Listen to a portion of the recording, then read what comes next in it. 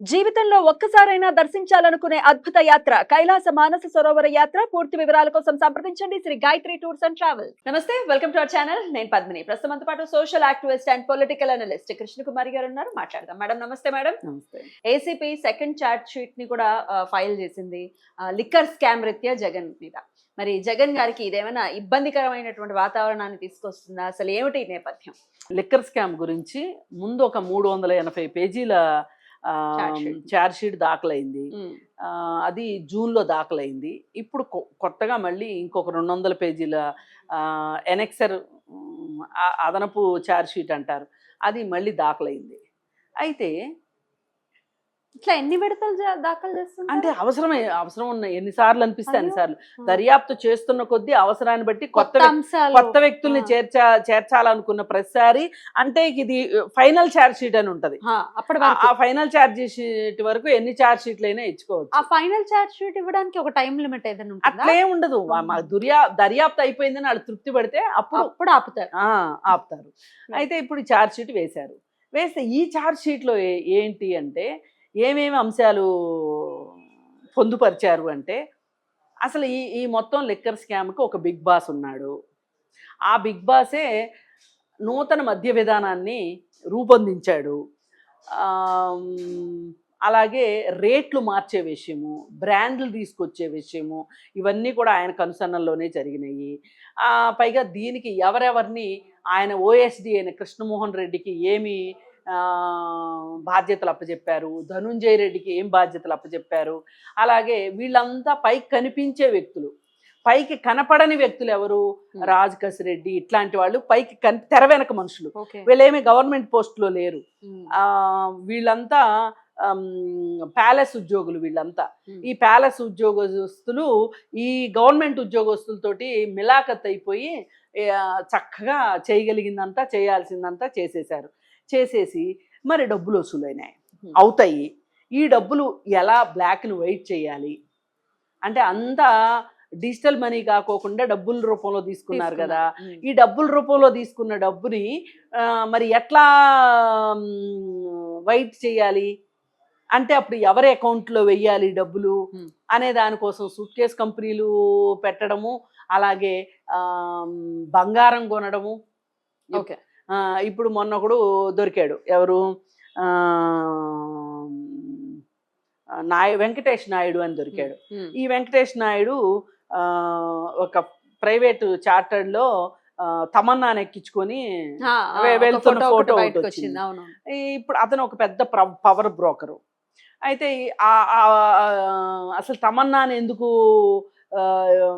తీసుకెళ్తున్నారు అంటే, తమన్నాతో కలిసి ఏమైనా సినిమా తీస్తున్నారంటే ఏమీ లేదు. వీళ్ళు ఏమైనా నగల దుకాణం ఉందా, ఆమెను అడ్వర్టైజ్మెంట్కి పెట్టుకుంటున్నారంటే అది లేదు, ఏదీ లేదు. అయినా ఆమె ప్రచారకర్తగా ఉన్న బంగారపు షాపులో వీళ్ళు బంగారం కొనాలి అనుకున్నారు.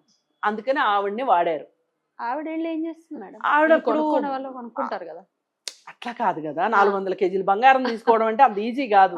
ఇప్పుడు మీరు 2 లక్షల మించి బంగారం కొనాలనుకోండి, పాన్ కార్డు అడుగుతారా, అడగడు, క్యాష్ తీసుకుంటారా, 2 లక్షలు పైబడి మీకు ఏమి పలుకుబడి లేకపోతే తీసుకోరు. చెక్ కావాలండి అంటారు. చెక్ ఇస్తే ఏమవుద్ది, పాన్ కార్డు కావాలి అంటే ఆ 2 లక్షలు ఎక్కడి నుంచి వచ్చినాయో మీరు చెప్పాలి. గోల్డ్ కొన్నందుకు ట్యాక్స్ కట్టాలి. ఇవన్నీ ఉంటాయి కదా. ఇప్పుడు 400 కేజీలు కొనడానికి తమన్నాను తీసుకెళ్ళా అంటే ఆమె ప్రచారకర్తగా ఉంది ఒక పెద్ద గోల్డ్ బ్రాండ్ కి. ఉన్నప్పుడు వాళ్ళ షాప్ లో ఏమైనా గోల్డ్ కొన్నారా, వీళ్ళు 400 కేజీలు బంగారం కొన్నదైతే వాస్తవం. హైదరాబాద్ లో కొన్ని చోట్ల ఇన్వాయిస్లు దొరికినాయి. ఒక షాప్ లో ఏదో మహాలక్ష్మి జ్యువెలర్స్ ఏదో పేరు చెప్పారు, ఆ మధ్య వచ్చింది బయటికి. ఇట్లా చాలా ఇవన్నీ కూడా. అలాగే ఎక్కడి నుంచి డబ్బులు వచ్చినాయి, ఈ డబ్బులు ఎవరికి పంపించాము, ఎవరితోటి ఏం మాట్లాడాము, ఇవన్నీ కూడా ఫోన్లలో మాట్లాడేసుకున్నారు. ఎవరెవరు కలిసి కూర్చుని మీటింగులు పెట్టుకున్నారు, గూగుల్ టేక్అవుట్లు తీశారు. ఈ ధనుంజయ రెడ్డికి ప్రైవేట్ వ్యక్తులతో మాట్లాడాల్సిన అవసరం ఏంటి? ఆయన గవర్నమెంట్ ఆఫీసరు. ఈ గవర్నమెంట్ ఆఫీసర్కి ప్రైవేటు స్థలాల్లో కూర్చుని మాట్లాడాల్సిన అవసరం ఏంటి? ధనుంజయ రెడ్డికి ఒక ఆఫీస్ ఉంటుంది, అఫీషియల్గా ఆఫీస్ ఉంటుంది. అఫీషియల్ ఆఫీస్కి అన్అఫీషియల్ పీపుల్ వచ్చి కలుస్తారు. అంతేగాని అన్అఫీషియల్స్ ఇంటికి ధనుంజయ రెడ్డి ఎందుకు వెళ్తాడు? అది కాకుండా పొలిటీషియన్స్ ఇంటికి ఎందుకు వెళ్తాడు? ఇవన్నీ వచ్చేసినాయి. ఎవరు ఏం మాట్లాడుకుంది పోస గుచ్చినట్లు. ఆ డబ్బులు ఎక్కడ దాచిపెట్టింది, డంపులు ఎక్కడ పెట్టింది. ఇప్పుడు నాకు అర్థం కాని విషయం ఏంటంటే ఆ, ఇప్పుడు ఇంత టెక్నాలజీ ఇంత పెరిగిపోయింది. ఉమ్. ఇదేం 5 ఏళ్ల క్రితం మొన్న జరిగిన విషయం కదా. ఇంత టెక్నాలజీ పెరిగింది, ఖచ్చితంగా మనం బయటపడతాం ఇట్లాంటి తప్పులు చేస్తే అని వాళ్ళు ఆలోచించలేదంటారా? వాళ్ళు ఏమనుకున్నారంటే 30 ఏళ్ళ అధికారం మాదే అనుకున్నారు. ఆ 30 దెబ్బకు ఏళ్ళ అధికారం బెడిసి కొట్టింది. 30 ఏళ్ళ అధికారం 30 ఏళ్ళ అధికారం ఏమంట అన్నారు కానీ వీళ్ళందరూ కూడా ఆ 30 ఏళ్ళ పూనకానికి వెళ్ళిపోయారు. వెళ్ళిపోయి వెనక ముందు చూసుకోలేదు. దొరుకుతామేమో, ఏమవుతుందో ఏంటో అని ఈ విషయాలన్నీ పొందుపరిచేసరికి ఏమైంది అంటే ఇది ఖచ్చితంగా బిగ్ బాస్ అనే వ్యక్తికి తెలియకోకుండా ఉండదు. ఇప్పుడు మనకి బిగ్ బాస్ షో ఒకటి వస్తుంటది కదా టీవీలో. ఒక్కొక్క రోజే బిగ్ బాస్ బయటకు వస్తాడు. బిగ్ బాస్ తరఫున మనిషి వస్తాడు కానీ బిగ్ బాస్ రాడు ఎప్పుడు. అవును, బిగ్ బాస్ ఎప్పుడు వినపడుతూ ఉంటాడు. అట్లాగే వీళ్ళందరికీ అన్యాపదేశంగా ఏమేం చెయ్యాలో చెప్తుంటాడు తప్పితే ఆయన ఏదో ఒక ప్యాలెస్ లో రెస్ట్ తీసుకుంటూ అక్కడి నుంచి మాట్లాడతాడు తప్పితే ఆయన డైరెక్ట్ గా కూర్చోకపోవచ్చు. కానీ ఏదో ఒక రోజు ఈ బిగ్ బాస్ బయటికి రాని రోజు అంటూ ఉండదు కదా. అదేదో ఇప్పుడే వచ్చేస్తుంది ఈ ఛార్జ్ షీట్ వల్ల అని చెప్పి రాజకీయ వర్గాల బోగట్ట.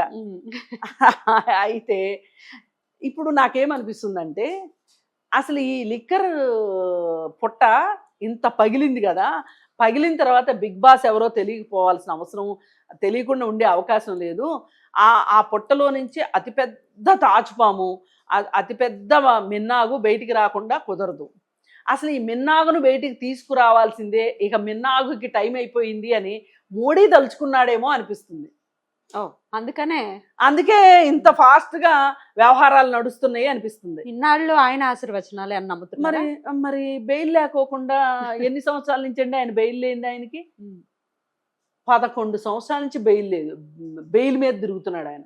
ఒక మనిషికి 11 సంవత్సరాల పాటు బెయిల్ లేకోకుండా బెయిల్ పైన బయట తిరుగుతారు ఎవరన్నా?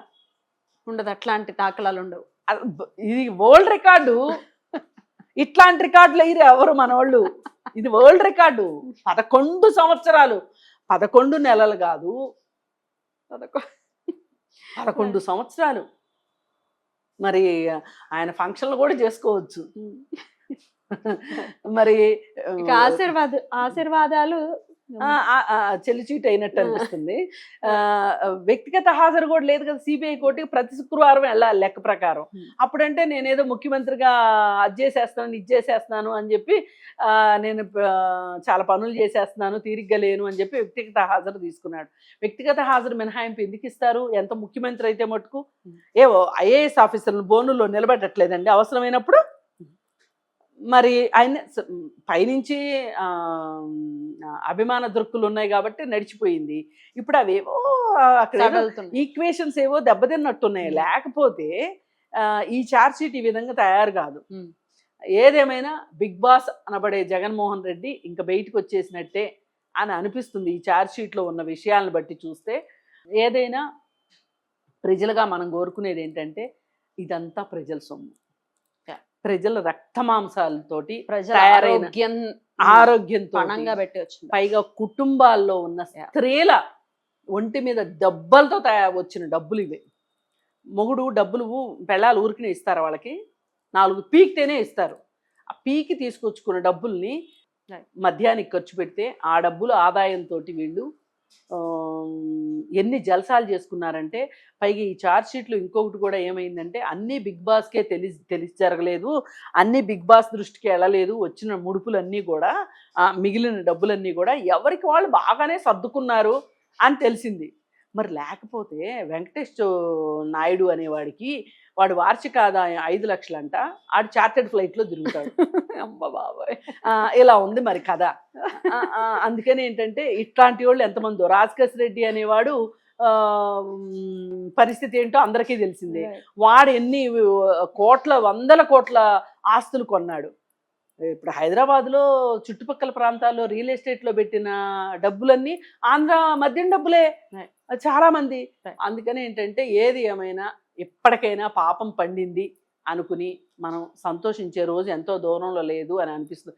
మనం కాదు సుమా, ఆంధ్రప్రదేశ్లో ఎవరైతే విక్టిమ్స్ గా ఉన్నారో, యంగ్ విడోస్ ఎవరైతే ఉన్నారో, తండ్రులను కోల్పోయిన పిల్లలు ఎవరైతే ఉన్నారో వాళ్ళకి న్యాయం జరగబోతోంది అని నమ్మొచ్చు అంటున్నారు. Let's wait and see. Right madam, thank you so much. నమస్తే.